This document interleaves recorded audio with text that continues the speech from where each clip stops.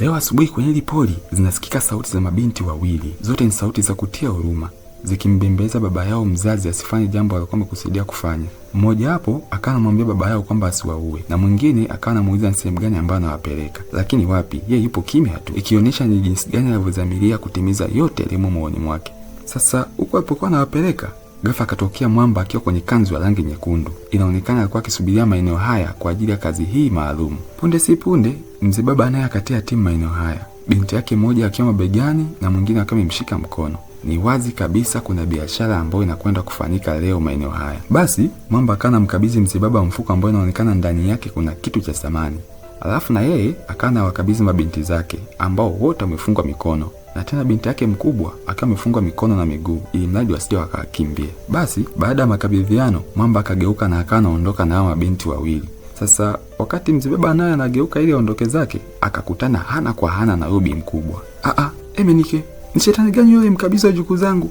Sasa kwa ulichokifanya, kila mtu lazima afahamu jinsi ulivyo muovu. Kusikia haya maneno, akamlukia na kuanza kumkaba ili kuondoa ushahidi kwa mambo aliyoyafanya. Lakini kwa bahati nzuri akatokea bidada na kumkata na panga. Basi hiyo ndio ikapo unapona bi mkubwa. Sasa bi mkubwa akana mtaarifu kwamba afanye chapu amfuatilie mwamba aliondoka na mabinti zao. Bidada kusikia hivyo akatupa panga chini na kuelekea alipokuwa akielekezwa. Akabakia bi mkubwa hapa chini akiendelea kuweweseka tu. Odinaka kimbia. Odinaka, mabaya yoyote asiwapate wajukuu zangu jamani. Sasa ile kuja kushtuka, kumbe ilikuwa ni ndoto. Filamu hii inaitwa Fire for Fire, yaani moto kwa moto. Hii ni Furaha Recaps TV na mimi naitwa Furaha. Usiache kusubscribe, kucomment, kushare na kubonyeza alama ya kengele ili uwe sehemu ya familia hii kubwa. Sasa movie inaanza, tunamuona mzee baba hapa anajulikana kwa jina la Emenike akifanya usafi wa hapa na pale kwenye gari atakalotumia kuwapeleka shuleni watoto wake. Emenike ni mume wa huyu bidada anajulikana kwa jina la Odinaka na wamebahatika kupata watoto wawili wa kike. Kabinti kakubwa kaitwa Kamsi na kadogo kake kanaitwa Ana. Sasa siku hiyo akiwa anaagwa na mama yao kabla ya kwenda shuleni, mama yao akawa anawaagiza kwamba wasisubutu kugombana au kupigana na mwanafunzi yoyote kipindi watakapokuwepo shuleni, na badala yake kama wamechokozwa wamripoti mara moja huyo mwanafunzi kwa mwalimu wao wa nidhamu, na pia akawakumbusha kwamba wazingatie masomo yao. Baada ya kusema hivyo, Odinaka akawaaga watoto wake kwa kuwakumbatia, bila kujua hii ndio ilikuwa mara yake ya mwisho kuwakumbatia kama hivi. Ni wasomi, hebu fanyeni chapu, tupo nje ya muda ase. Basi vibinti vikapanda kwenye usafiri baba yao na safari kuelekea shuleni ikaanza. Sasa watoto wakiwa kwenye gari wakaanza kushangana na kuulizana maswali, kwa sababu ile kuangalia nyuma na mbele wakagundua wameshapita maeneo ya shuleni. Dadi, kwani tunaelekea wapi? Mbona tumeipita shule? Tunaenda wapi? Dadi yupo kimya tu. Dadi, Kamsa anakuuliza swali, tunakwenda wapi? Maana hii sio barabara inayoelekea shuleni eti. Dadi, unatutisha. Mbona usemi chochote? Sasa kitu cha ajabu ni kwamba badala ya kuwajibu watoto wake, Emenike akaamua kukaa kimya kama redio ya mkoloni iliyoishiwa betri. Akaisha kubadili tu gia za gari na kutokomea na binti zake kusipojulikana. Sasa upande huku nyumbani, Odinaka ipo busy tu akishona blouse yake bila kujua na kwenda kuwapata watoto wake. Lakini kitu cha ajabu, picha yao iliyobandikwa kutani ikawa imedondoka kutoka mahali ilipokuwepo. Ile hali kidogo ikamshtua Odinaka. Yaani picha inawezaje kutoka ilipobandikwa na kuanguka chini yenyewe? Wakati akiwaza hayo, ghafla ikaingia simu kutoka kwa mama yake, na alichomwambia cha kwanza ni kwamba anaomba azungumze na wajukuu zake, yaani Ana pamoja na Kamsi. Yaani uongee nao muda huu, saizi wapo shuleni eti. Odinaka, nimeota ndoto mbaya sana kuhusu wanao. Yaani sijisikii kuwa na amani. Nahisi kuna jambo baya huenda linaenda kutokea. Sasa Odinaka akawa ameshtushwa na ile kauli kutoka kwa mama yake, na yeye akamweleza kwamba ameona ishara mbaya ya kudondoka kwa picha ya wanae iliyokuwa imebandikwa ukutani. Odinaka, hiyo sio ishara nzuri kabisa. Cha kufanya, nenda shuleni uhakikishe unarudisha wanao nyumbani haraka. Alafu na mimi nipo najiandaa na kuja huko nyumbani kwako. Basi Odinaka katoka hapa ndani speed kuelekea shuleni kuachiki watoto wake. Sasa huku shuleni Odinaka akakuta watoto wake hawapo kwenye mazingira ya shule. Akamemfuata mwalimu mkuu wa shule ofisini na kuanza kumlalamikia. Na pia kwa Mungu, yaani chochote kitakachowatokea mabinti zangu, nitafanya kitu kibaya ambacho hakijawahi kutokea kwenye historia ya hii shule yako. Madam, hebu kuwa msikivu. Nimezungumza na walimu wa madarasa yao na wamenithibitishia hawajafika wala kuonekana mazingira hapa shuleni. Hivi una uhakika kwamba mumeo aliwaleta leo shuleni hapa? Sasa kwa bahati nzuri au mbaya, mwalimu mkuu akamejichanganya na kusema kwamba Odinaka ni msumbufu na anamletea kiwingu wakati yeye anazo kazi nyingi za muhimu za kufanya. Aseo Dinaka alipandisha moli la Kimasai, akamsogelea mwalimu mkuu na kumkata kofi, kisha akamwahidi ya kwamba historia ya shule yake itabadilika kama hatawapata watoto wake. Sasa ngoja niondoke, nirudi na bado sijapata wanangu. Basi maskini ya Mungu, mwalimu mkuu akawa ameachwa kwenye njia panda, hana la kufanya. Sasa upande huu wa pili tunakutana na huyu mganga wa jadi Kibonge, anayejulikana kwa jina la Mama Nuku. Anatisha kinoma, yani usije kujaribu kumpa mwana wa kulelea. Sasa Mama Nuku akana mkaribisha Eminike ambaye ametia timu akiwa amebeba mabinti zake tayari kabisa kufanya lengo alokusudia kulifanya. Huu ni uamuzi mgumu sana ambao anaofanya Mama Nuku. Natamani kama ingekuwepo njia nyingine kupata mafanikio tofauti na hii ya kuwatoa kafara mabinti zangu. Sasa Mama Nuku alipomwona Eminike anatia huruma, akamwamrisha waweke mabinti zake kwenye madhabahu ya kutolea kafara, huku akimsisitiza kwamba mwanaume ni lazima atumie chochote alichonacho ili apate kitu ambacho anakitaka. Basi mzee baba akawalaza watoto wake kwenye madhabahu, kisha akaanza kuchinja mmoja baada ya mwingine. Baada ya tukio hilo la kutisha la Eminike kukatisha uhai wa mabinti zake, Mama Nuku akamwambia kwamba ameshatimiza masharti yaliyohitajika na baada ya siku 21 tu ataanza kuona pesa zikimiminika. Yaani Eminike atakuwa ni doni, mmoja wapo matajiri wakubwa mjini. Sasa pamoja na hayo, Mama Nuku akanampatia masharti yaliyobakia ili kuulinda utajiri atakaopata. Akamwambia kwamba itabidi baada ya kutajirika akubali kuzihifadhi maiti za mabinti zake ndani ya nyumba atakayokuwa anaishi, na wala sije kutokea kwamba zile maiti zimezikwa, kwani kwa kufanya hivyo itampelekea Eminike kupoteza uhai wake mwenyewe. Hata hivyo, Mama Nuku akamhakikishia Eminike kwamba miili ya mabinti zake haitaweza kuoza kwa namna yoyote ile, itaendelea kubaki vile vile ili mradi yeye ametimiza masharti tu. Sasa jioni baada ya Eminike kurudi nyumbani, akawa amepewa taarifa kuhusiana na lile tukio. Hilo haliwezekani, hakuna kitu kama hicho. Mnaiona hiyo shule? Nitaichoma moto.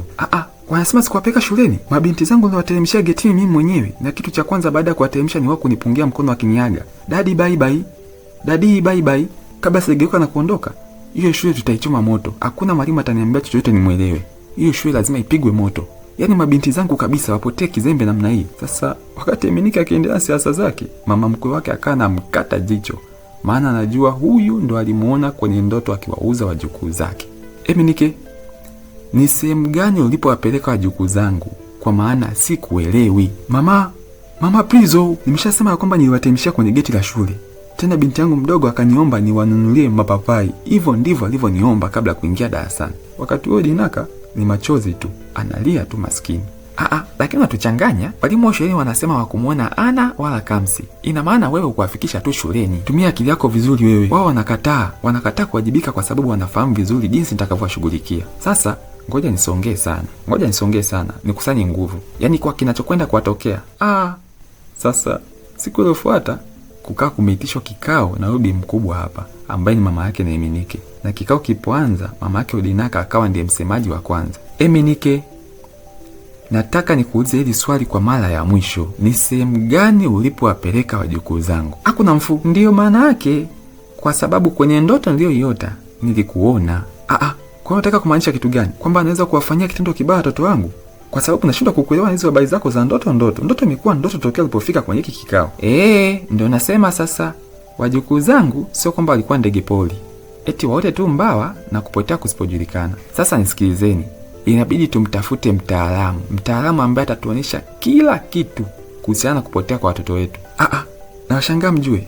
Yaani kila kitu kinachotokea kwenye maisha, eti mpaka tafute mpigaji ramli. Mzee baba akawa anajaribu kupindisha mada, lakini mama mkwe akaendelea kushikilia msimamo wake na akasema kwamba kuna mtaalamu anajulikana kwa jina la Ugugu ambaye atawasaidia kutambua kilichowatokea mabinti zao. Sasa utaenda na binti yako pamoja na kijana wangu ili atuelezee kiundani ni nini hasa chanzo.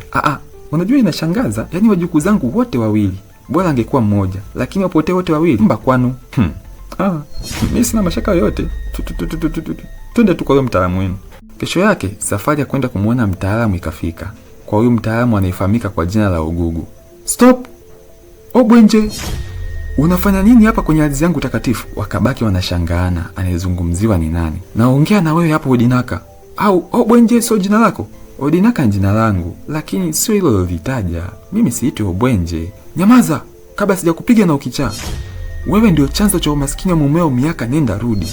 Na sasa umewatoa kafara wanao kwenye ufalme wa giza wa baharini unaohutumikia.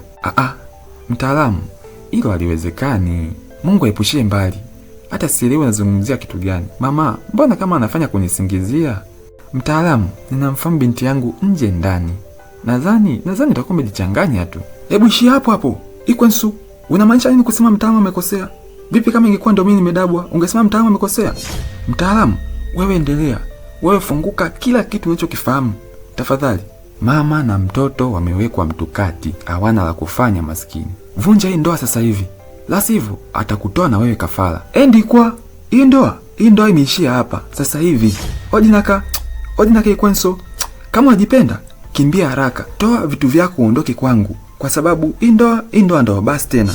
Hivi nimesemaje pale? Vitu nitavitoa mwenyewe. Ngoja kwanza nikukate ngumi. Anaofie Ikwensu, asante. Mtaalamu, asante sana. Kisha Emenike akageuka na kuondoka baada ya lile vagi alilolianzisha. Wakabakia mama na binti yake. Kibao kimegeukia wao. Sasa masaa machache baadaye, Mama Nuku akamtokea mtaalamu wa ugugu na akanampongeza kwa kuwageuzia kibao Odinaka pamoja na mama yake na kumfichia maovu mzee baba Emenike. Sasa Mama Nuku kuonyesha kwamba aliridhishwa na kitendo alichokifanya ugugu, akaamua muongezee nguvu nyingine za giza kama shukrani. Na hapa ndio tunagundua kwamba Mama Nuku, mtaalamu wa ugugu pamoja na Emenike ni timu moja. Hey, kumbe kuna wamama waovu. Sasa huku nyumbani mambo ni moto. Emenike pamoja na mama yake wapo busy kumtoa Odinaka hapa ndani. Kwa hiyo wewe ndio chanzo cha umaskini wa mwanangu. Naishia kula mawashio miaka yote hiyo, kumbe wewe ndio chanzo. Mama, mimi sina hatia. Haiwezi kutokea nikaoa mabinti zangu mama. Tupa chini. Mkate kibao. Kapige. Hey, umeua wajukuu zangu. Siku kadhaa mbele, Emenike akawa anamwambia mama yake kwamba ameamua kutokuendelea kukaa hapa ndani bila familia, kwani upweke unazidi kumtesa tu. Na badala yake ameamua kwenda mjini akatafute shughuli za kufanya ili kupunguza stress zilizokuwa zikimsumbua. Sasa ile ametoka tu hapa ndani akakutana na Odinaka na mama yake wameshatia timu hapa nje. Mama yake Odinaka akamwambia Emenike kwamba amekuja na udongo kutoka kwenye kaburi la marehemu mume wake. Kwa hiyo autumie huo udongo kujiapisha kwamba yeye akuwazuru watoto wake. Emenike, au nyanyui mguu wako kutoka hapa mpaka uapie. Kwa hiyo hicho ni kitisho sasa? Ndiyo, hicho ni kitisho Emenike. Jiapishe kwa udongo kutoka kwenye kaburi la mzee wangu kwamba wewe hapo hauhusiki na kupotea kwa watoto wetu. Fanya haraka kabla sijajitoa akili. Maskini. Nimeanza kuchanganyikiwa sasa. Sijiapishi, fanya unachojua. Mara Odinaka akatoka speedy na akawa ameokota chupa kisha akaipasua. Oko na lau. Hautaapia Niambie, ukataa kujiapisha kwa udongo maana yake wewe ni mhusika. Jiapishe kwa udongo kabla sijafanya tukio tutakalojutia sisi sote. Mambo yasiwe mengi. Bi mkubwa akamsihi kijana wake akubaliane nao. Basi Emenike akachukua huo udongo kwa shingo upande, kisha akaanza kujiapisha. Na pia kwa udongo kama ninafahamu chochote kuhusu kupotea kwa binti zangu. Sasa hapo niseme nini kinitokee? Sema mzimu wa mume wangu ukunyonge mpaka ufe. Mzimu wa mume wangu ukunyonge mpaka ufe. Emenike, sema mzimu wa mume wangu ukunyonge mpaka ufe. Sifanyi utani hapa. Mzee ikabidi anyooshe. Mzimu wa marehemu mume wako uninyonge mpaka nife. Basi baada ya kumapisha mzee baba kwa lazima, Odinaka na mama yake wakafanya kuondoka na kumwacha Emenike pamoja na bi mkubwa. Mama, acha niondoke tafadhali. Ningekuwa nimeshafika mjini tayari. Basi Emenike akabeba begi lake na safari ya kwenda mjini ikaanza. Bana, siku zikasonga na siku hizi hapa kijijini ikaingia ndinga kali ya kitajiri kinoma. Taratibu inaendeshwa kwa utulivu na umakini wa hali ya juu. Bana, kumbe ndani ya gari anayeendesha ni mzee baba Emenike. Kwa sasa Emenike ni doni, yani tajiri wa kutupa. Sasa kuangalia mbele akamuona Odinaka na fushi lake la kuni kichwani. Kwa makusudi kabisa akalipeka gari upande ule aliokuepo. Nilijua tu ni mchawi tu kama wewe anayependa kusababisha ajali kama hivi. Odinaka, hivi haujachoka kumwaga damu zisizokuwa na hatia? Sasa kipindi Emenike anaongea, yeye Odinaka yupo kimya, machozi yakimtoka tu maskini. Odinaka Ikwensu. Sasa hii Ikwensu inamaanisha shetani au alilaaniwa. Emenike, kumbe sasa wewe ni tajiri. Sasa kwa nini nisiwe tajiri? Kwa nini nisiwe tajiri wakati haupo kwenye maisha yangu? We nuksi, miaka yote tulioishi pamoja na wewe sijawahi kununua cha maana, hata jagi tu la kuchemshia maji. Sasa yale maneno yakani chubwaro yake Odinaka, akazidi kulia tu maskini. Odinaka Ikwensu, unamwaga machozi ya mamba, unatafuta damu nyingine ya kumwaga, utateseka. Unaona kwenye maisha ndio kwanza umeanza. Leo unabeba fushi la kuni, hapo bado utachimba vyoo, utapasua kokoto, utapakia mchanga. Baada ya kusema vile, Emenike akageuka na kuingia ndani ya gari, akatia gia na kuondoka na gari lake la kifahari. Sasa baadaye mida ya jioni tunaiona mizuka ya wale mabinti wawili, yani Kamsi na Annabel, ikiwa imetembelea hapa nyumbani kwao. Sasa Odinaka alipoona mabinti zake akatupa panga na kutaka kuwakumbatia. Subiri mama, hauwezi kufanya hivyo, hauwezi. Mzuka wa Annabel ukasema kwamba hawezi kuwakumbatia kwa kuwa wao kwa sasa hawana tena miili ya binadamu wa kawaida. Lakini wapi, Odinaka alikuwa haelewi kinachoendelea. Sana kawaambia waache kumtania, kisha akataka kuwakumbatia kwa mara nyingine. Ile kujaribu wakatokea upande mwingine. Haya mazingaombwe yamejifunzia wapi? Sasa akiendelea kuongea na mabinti zake, mara bibi yao akaingia na wao wakaanza kumshangaa Odinaka aliyekuwa yupo busy tu kuongea na watu wasioonekana. Kamsi na Annabel, mnaona mnafanya nionekane nimerukwa na akili? Sipendi huu utani wenu. Mama, tumekufa. Baba ametua ili apate pesa na tumekuja kuusema ukweli. Roho zetu hazitapumzika mpaka haki itendeke. Lazima miili yetu izikwe kwenye udongo. Ni lazima miili yetu izikwe kwenye udongo. Sasa baada ya kusema ukweli, mizuka ya mabinti zake ikapotea kutoka kwenye yale mazingira. Chibo, Odinaka, mama, Emenike amenimaliza mpaka hatimaye akaanguka na kuzimia hapa chini. Leta maji, waisha maji. Maji alipoletwa wakamwagia kichwani. Sasa kwa staili aliyoamka nayo Odinaka kutoka hapa chini, hata mimi sina namna anaweza kumsaidia mzee baba Emenike. Sasa siku hii Emenike akawa anaota ndoto anakimbizwa, na anayemkimbiza ni Odinaka. Alivyomkaribia hakumwangalia mara mbili, akanyanyua tu panga kisha akamkata. Ndio kuja kushtuka akagundua ilikuwa ni ndoto tu. Bana, kumbe kinachoendelea huko nje kinafanana na uhalisia wa ndoto aliyoiota. Yaani mzuka wa Kamsi na Annabel mchana kweupe imeamua kumleta mama yao Odinaka kwenye nyumba anayoishi aliyekuwa baba yao mzazi. Hapa ndipo anapoishi. Ametumia damu yetu kujengea hii nyumba. Roho zetu hazitatulia mpaka pale tu utakapoondoa hii dhambi iliyotendeka. Kamsi na Annabel wakasema kwamba inabidi atafute miili yao na ikazikwe kwenye udongo. Na baada ya kusema hayo, wakalifungua geti kimaajabu. Alafu wakayeyuka maeneo haya. Sasa mzee baba akiwa ndani akasikia kuna mtu anagonga hodi mlangoni kwa fujo. Akanyanyuka na kwenda kufungua. Ile kuvuta mlango akakutana na ngumi ya uso. Emenike, mwisho wako umefika. Sasa Odinaka akawa ameshindwa kwenye hili pambano. Umeingia kwenye shimo la simba. Nitakufundisha somo ambalo hutokuja kusahau. Kisha akamzimisha buti la uso, akambeba na kumpeleka kwenye chumba chenye miili ya waliokuwa mabinti zake. Sasa cha ajabu akaanza kupiga ibada akimkabidhi Odinaka kwa miungu yake yenye kupokea kafara. Alipomaliza kuiomba miungu yake, akainua kisu, kisha akageuka kumtazama Odinaka alilala kitandani, tayari kabisa kumwaga damu. Mara papu Emenike akakutanishwa teke. Sasa cha kushangaza ni kwamba akawa ametokelezea kwenye madhabahu ya mkuu wa kitengo kwa Mama Nuku. Basi mzee baba akamwomba Mama Nuku ampe msaada. Mama Nuku akasema kwamba atamsaidia, lakini kwa sharti moja tu. Akamwambia ni lazima Emenike amfanye Mama Nuku kama mke wake wa ndoa. Mambo yasiyo mengi kuulinda uhai wake, mzee baba akamkubali. Upande huu wa pili, Odinaka akafanikiwa kuitoa miili ya watoto wake hapa ndani, mmoja baada ya mwingine, na kisha akaipakiza kwenye gari na kuanza safari ya kuondoka nayo kwenda nyumbani. Sasa Odinaka akiwa kwenye gari, kwa mbele akaona kuna mtu amezuia njia. Kuangalia vizuri ni mkuu wa kitengo, Mama Nuku. Amekuja kufata miili ya mabinti zake Odinaka isije ikazikwa. Nimesema nipatio miili sasa hivi. Odinaka akasema, we usinitanie. Speedy akaokota jiwe na kutaka kumpiga Mama Nuku. Maskini Odinaka alikutana na kimbola, kisha akaanza kujikuna kama amepakwa upupu. Alafu akatoka mbio. Odinaka akageuka kuwa kichaa maskini. Yaani kwa hali iliyompata akazidi kuwa chizi mpaka akawa anatishia watu mitaani.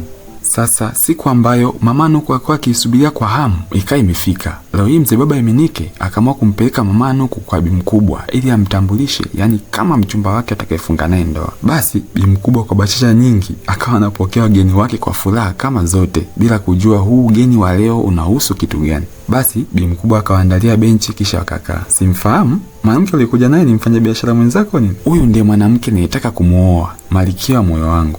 Ile kauli ikamkata kabisa hamu aliyokuwa nayo bi mkubwa. Nataka umfahamu. Kisha inayofuata ni hatua nyingine ya kufunga ndoa tu. Yaani bi mkubwa haelewi kinachoendelea. Akabakia kuwapiga jicho akiitathmini hii kapo.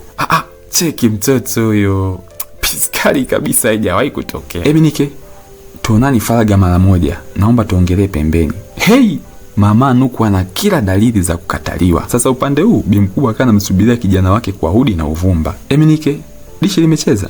Eminike, umekuwa chize, umeniletea huyo kikongwe. Yaani Mungu amekubariki na tupesa kidogo tu. Tayari umeshaanza kujichanganya. Muda huo Eminike anamsikilizia tu Bi Mkubwa. Alonalo moyoni mwake analifahamu mwenyewe.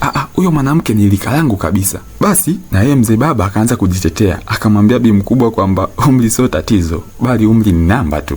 Na akasisitiza kwamba Mama Nuku amemsaidia kwa vipengele vingi sana mpaka amekuwa hivi jinsi alivyo leo. Lakini mwishowe Bi Mkubwa akawa ameshikilia msimamo wake. Akakataa kata hataki kijana wake afunge ndoa na Mama Nuku. Kwanza kabisa ngoja nimfuate nimwambie aondoke nyumbani kwangu. Usimfuate eti kamjibu chochote tu utakachojisikia na kusanua mapema tu kama mwanao. Najua ni kweli unao la kusema, lakini usimjibu maneno makali. Usije ukatalisha maisha yako. Sasa Bi Mkubwa alipoona kijana wake anatiatia huruma, akaamua kumfuata Mama Nuku mwenyewe. Toka, ondoka nyumbani kwangu. Unataka kuolewa na mwanangu, mwanamke alika langu. Eminike akajaribu kumtuliza Bi Mkubwa. Sasa alipoona hamuelewi, akaondoka na kuacha. Na aliporudi, akarudi na kindoo cha maji yenye shombo la samaki.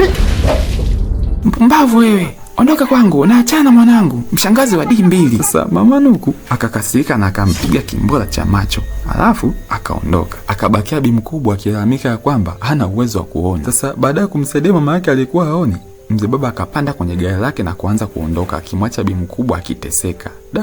Eminike sio mwana. Upande huko Odinaka mambo yakazidi kuwa magumu. Uchizi ukizidi kuongezeka tu maskini. Sasa wakati amekaa hapa, mara mizuka ya binti zake ikatokea na cha kwanza kabisa wakanyoosha mikono yao na kumtolea ukichali ulikuwa ametupiwa mama yao. Baada ya akili yake kukaa sawa, Kamsa akamwambia kwamba hataweza kushindana na adui zake akiwa peke yake. Alipouliza hilo linawezekanaje, Kamsa akasema inabidi waingie ndani ya mwili wake ili awe na nguvu za rohoni. Ni moto kwa moto. Kisha Kamsi akamwambia afunge macho ili wao wafanye kazi yao. Basi mzuka mmoja baada ya mwingine ikaingia kwenye mwili wa Odinaka. Sasa tunatupa makaburini na ni nyakati za usiku wa manane. Tukumbuke kwamba Mama Nuku na Eminike lengo lao lilikuwa ni kufunga ndoa, na Mama Nuku ndiye aliyekuwa mratibu wa kila kitu, ikiwemo hii location na makaburini unayoiona hapa. Kwa hiyo zile purukushani zote za Bi Mkubwa kwamba Eminike asifunge ndoa na Mama Nuku hazikuzaa matunda hata kidogo. Basi wakafika makaburini na wakaanza kufunga ndoa. Eminike akamfunua shera bibi harusi Mama Nuku. Kisha akachukua pete ya ndoa na akaanza kula kiapo. Yaani yote aliyoyasema hapa ni mshetani wa kutisha. Kisha akamalizia kwamba mpaka kifo kitakapowatenganisha. Kisha akamvaisha pete ya ndoa na mabusu juu. Kumbe wakati huo Odinaka ameshafika mjengoni na amekaa kabisa akiwa anawasubiria kwa wivu mkubwa sana. Zikapigwa honi nyingi sana hapa getini, kisha mlinzi akatoka na kwenda kufungua mlango. Wakateremka na wakaanza kuingia ndani. Sasa Mama Nuku akasema anahisi kuna roho ambazo sio za kawaida zipo hapa ndani. Akawa anaita kwa sauti kubwa akitaka hiyo roho ijionyeshe ili washindane. Lakini mwishowe akasema kwamba aogopi chochote kilichokuwa kimejificha humu ndani. Basi kwa kujiamini kabisa wakaanza kuelekea kwenye chumba cha kulala kilichokuwepo huko juu ghorofani. Cha ajabu ni kwamba muda wote huo haya yanatendeka, Odinaka haonekani kabisa humu ndani. Kama ilivyo desturi, Eminike akawa anapewa haki yake ya ndoa na Mama Nuku. Katikati ya mipinduko ikiwa inajipa, Eminike akahisi kuna kitu ambacho sio cha kawaida kinampapasa. Sasa ile kufunua shuka. Bonge la nyoka misiri ya chatu likawa linatoka kwenye kibuyu cha asali cha Mama Nuku. Relax. Huyu nyoka ndio Mama Nuku mwenyewe uliyekuwa humfahamu. Ana madhara yoyote. Mzee baba jicho lipo limemtoka kama mjusi kabana na mlango. Hata kupumua apumui vizuri sasa. Mama Nuku akasema kwamba kila kitu kuanzia kwenye nguvu alizonazo, nguvu zote za giza na mpaka utajiri aliopata Eminike, vyote chanzo chake ni lile joka. Kwa hiyo ndo maana linakaa ndani ya mwili wa Mama Nuku. Yani Mama Nuku na lile joka ni kitu kimoja. La wanasikia wote na pia maumivu wanasikia wote vile vile. Unajua issue ni kwamba mudi yote imepotea. Tupange ratiba upya. Kesho nao ni siku jamani. Tuliza wenge au pasi kuogopa. Basi Mama Nuku akalibeba lile joka kisha akanyanyuka nalo na kuliweka kwenye draw. Muda huo mzee baba yupo umbali wa mita 100. Njoo sasa. Njoo, hii ni animuni yetu. Inabidi tuifurahie. Hivi ni kweli umemshika yule nyoka kwa hiyo mikono yako? Unajua siamini eti. Umetumia mkono huo kumbeba yule nyoka. Njoo hapa. Mzee baba ni kama kamwagiwa maji ya barafu. Ameganda kwenye kona. Come baby boy. Basi mzee baba akawa amejikaza kisabuni na akawa anapanda kitandani. Wakati huo Mama Nuku anatabasamu kishenzi. Huu ni usiku wa animuni yetu. Tuifurahie jamani. Wewe unalionaje hilo? Sasa piga picha, wewe hapo ndo ungekuwa kwenye viatu vya mzee baba Eminike. Ungefanyaje kwenye hali kama hii? Tuandikie maoni yako hapo chini kwenye comment section. Sasa huku upande wa nje, Odinaka kashika ubani, akaanza kupiga ibada, akiamuru kila kitu na kila kiumbe kilichopo kwenye mazingira ya hii nyumba kishikwe na usingizi mzito na kiishiwe nguvu zote. Sasa huku ndani wakiendelea na honeymoon yao ya kitapeli, ghafla wakapitiwa na usingizi mzito wa ajabu haijawahi kutokea. Kisha Odinaka akafungua mlango, akaingia chumbani. Muda huo Eminike na Mama Nuku hawana habari yoyote, yani wanakoroma tu. Basi akambeba yule nyoka. Kumbuka kwamba na huyu nyoka hana nguvu zozote kwa sasa, na lenyewe limeupiga usingizi. Tulipofika hapa jana nilikwambia kuna roho tofauti iliyokuwepo humu ndani, lakini wewe ulipuuzia tu. Lakini wenda litakuwepo tu pahala humu ndani. Mama Nuku alipiga ukunga, maana alilia kishenzi. Nilijua tu. Mama Nuku yuko wapi? Hapa kukalika kabisa hapa ndani. Kulikuwa ni kwa moto vibaya mno. Baada ya kulipata lile joka, sasa Odinaka akaja kuliweka huku kwenye hili container. Kisha akawa alimwagia pilipili ya unga. Sasa wakati wa mlinzi wa hapa ndani akawa ametulia zake hapa nje, akamuona Mama Nuku anatoka ndani speedy huku akijikuna kila pahala. Sasa kumbe ile nyoka akimwagia pilipili na Mama Nuku anasikia moto wa ile pilipili vile vile. Hey, maji, Eminike, niletee maji. Eminike, niletee maji. Leta maji, unashangaa nini? Mlinzi akaamrishwa alete maji chapu. Alipoyaleta ni kummwagia tu. Mama Nuku aliteseka vibaya mno. Hakuna siku iliyokuwa ngumu kwake kama aliyokutana nayo leo. Sasa punde tu baada ya Odinaka kuacha kumwagia pilipili nyoka, speedy Mama Nuku akaona isiwe tabu. Akaingiza namba za simu ya Odinaka na kisha akampandia hewani. Hello, tafadhali niambie ni eneo gani nitakuletea miili ya watoto wako. Ni hilo tu nakuomba, lakini acha kabisa kufanya hivyo unavyofanya. Unaweka maisha yangu hatarini. Kudadadeki. Hatimaye leo mkuu wa kitengo amesalenda. Sawa, nimekuelewa. Yaani ukifumba na kufumbua macho tu, nitakuwa nimefika hapo ulipo. Kumbe upande huu mzee baba naye akawahi huko ndani ilipo madhabahu, akaanza kuhamisha mwili wa Annabel kisha mwili wa Kamsi. Sasa Mama Nuku akatizama ni wapi alipo Eminike, lakini cha ajabu ni kwamba Eminike haonekani alipo. Akafunga mlango na kwenda kumtizama kwenye ile madhabahu. Sasa alipofika hapa akakutana na Hola, yaani miili ya Annabel na Kamsi pamoja na alikuwa baba yao wote hawapo. Hey, fasta kuliko upesi akaisearch namba mume wake Eminike kisha akampandia hewani.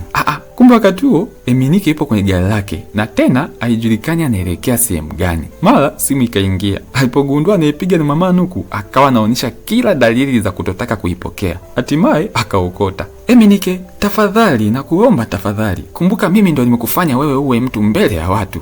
Eminike, usinifanyie hivyo, usinitelekeze kwa staili hiyo jamani. Nimesikia maongezi yenu kati yako na Odinaka. Yaani ulipanga kabisa eti uende kumkabidhi miili, wakati unajua fika kabisa kwamba hiyo miili ikizikwa na mimi ndo basi tena. Tafadhali Eminike, hebu fanya urudi. Haya mbona yanazungumzika? Tafadhali nisaidie. Madamu, hebu kaa chini. Tafuta siti pahala ukae. Usije ukaanguka kwa maana ushaanza kubwabwaja tu maneno. Ukweli mchungu ni kwamba utaondoka muda si mrefu. Namjua Odinaka atakutesa. Akisha kutesa, anapita na roho yako. Madamu, tafadhali achana mimi kabisa. Kisha Eminike akakata simu. Kila mmoja anajiokoa kivyake wakati huu, na mimi ndo kitu hicho ninachokifanya. Huku upande wa pili, Odinaka ameshafika kitambo sana eneo alopanga kukutania. Sasa Mama Nuku akaona bora aende hivyo peke yake. Baada tu ya kufika, Mama Nuku akasema kwamba apatiwe nyoka wake aone kama yupo salama. Na pia Odinaka akadai ni lazima apewe miili ya binti zake kwanza, ahakikishe kama ndio wao. Ili kufanya mambo yawe mepesi, Odinaka akageuka ili kuendea lile joka.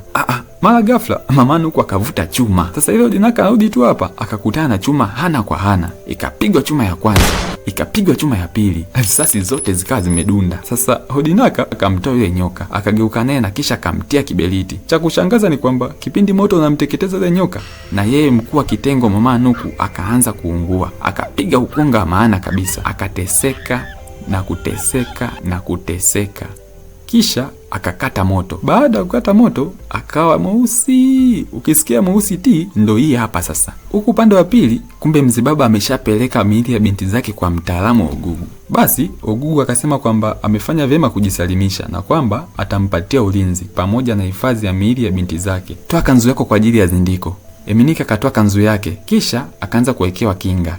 Mtaalamu wa ugugu alipomaliza akarudi na kumwambia Eminike kwamba chanzo cha nguvu alizonazo Odinaka ni mizuka ya mabinti zake. Akaendelea na kusema kwamba kama wakifanikisha kuizuia kwa zindiko haitoweza tena kumpa nguvu Odinaka. Sasa walipotaka tu kuanza kufanya hilo zindiko, mara akaingia Odinaka na kuanza kukinukisha. Mtaalamu wa ugugu akamtazama kisha akaachia kimbola. Sasa Odinaka yeye akazoa mchanga na kummwagia. Ugugu kupotezwa, Eminike yeye akapita chapu mno na kanzu yake na kukimbilia kusipojulikana. Kisha sauti za kina Annabel na Kamsi zikawa zinamwelekeza achukue kobe aliyekuwa kafungwa katikati ya madhabahu. Basi akamfungua na kisha akampasua kwa pale chini. Punde si punde akatokea mtaalamu wa ugugu akiwa tayari ameshakata moto. Hatimaye Odinaka akawa anabeba miili ya binti zake na kuipeleka nyumbani. Ilikuwa ni siku ya huzuni na simanzi kubwa kwa familia nzima. Ni ukweli kwamba haiumizi sana kama watoto watawazika wazazi wao, lakini hili lilikuwa ni pigo kubwa mno kwake Odinaka, kuzika binti zake pekee aliyokuwa nao, na ukizingatia kwamba alikatisha maisha yao ni baba yao mzazi wa damu. Mfike salama malaika wangu. Lakini nilitamani niendelee kuwa mama bora kwenu na nitawakumbukeni daima kwenye moyo wangu. Sasa kwa kadri jinsi walipokuwa akiitazama miili ya Kamsi na Annabel kwenye yale makaburi, ndivyo ambavyo ikazidi kuongezea uchungu. Yaani kila mtu hapa ikawa ni kilio tu. Sasa uchungu ulipomzidi Odinaka, akainuka ili azike. Mara ghafla akatokea Eminike anakimbia chapu mno, akafika na kumpigia Odinaka magoti. Usifanye hivyo, nakuomba tafadhali. Odinaka, ukifanya hivyo mimi ndo basi tena. Mzee baba akajitetea maneno mengi sana pale, lakini mwisho wa siku Odinaka akaona huyu ni muhuni tu kama wauni wengine. Hivyo basi akaanza kuzika miili ya binti zake. Na hapa ndipo matatizo makubwa mno yakaanza kumpata Eminike. Mara ghafla akapatwa na shambulio la moyo. Sasa ili kujiokoa akajitahidi kuondoka huku makaburini, huku akiwa anayumba vibaya mno. Wakati huo Bi Mkubwa akawa ametulia hapa nyumbani akitafakari matatizo aliyoyapitia, ghafla akasikia sauti ya kijana wake Eminike ikimuomba msaada. Ghafla akaingia Eminike na kumwangukia mama yake miguuni. Hali yake ni mbaya vibaya mno. Mzee baba akawa anatetemeka huku anakohoa damu tu. Nini kimekupata? Umepatwa na shida gani Eminike? Bi Mkubwa, niliwaua wanangu. Hey! Bi Mkubwa hakuamini masikio yake, lakini wanasema kwamba uchungu wa mwana aujuaye mzazi. Bi Mkubwa alipiga ukunga wa maana akimlilia kijana wake. Eminike akawa amekata moto miguuni pa mama yake mzazi. Na Bi Mkubwa kumbe alikuwa na kijana mmoja tu, mzee baba Eminike. Sasa na kijana mwenyewe ndio hivyo tayari kaishajichanganya. Tuandikie maoni yako hapo chini, kama wewe ndio ungekuwa mzee baba Eminike ungechukua maamuzi gani? Au wewe hapo ndio ungekuwa Odinaka ungechukua hatua zipi kwenye tukio kama hili? Na huu ndio mwisho wa hii movie inaitwa Fire for Fire, yani moto kwa moto. Pia dondosha komenti yako hapo chini, umeionaje hii kazi?